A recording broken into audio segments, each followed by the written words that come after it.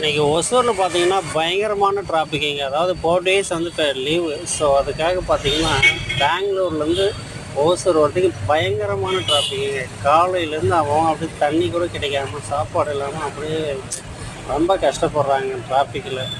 அது இந்த பைக்கில் போகிறவங்களுடைய நிலைமை யோசித்தா ரொம்ப கஷ்டமாக இருக்குது. பாவம் தண்ணி கூட இல்லாமல் ரொம்ப கஷ்டப்படுறாங்க.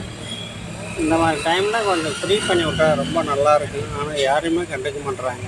ஸோ பெங்களூரு செக் போஸ்ட்டு இந்த மாதிரி டைமில் செக் போஸ்ட்டில் கொஞ்சம் ஓரளவுக்கு ஆள் போட்டு ஃப்ரீயாக குயிக்காக வந்து ரிலீஸ் பண்ண பார்க்கணும்.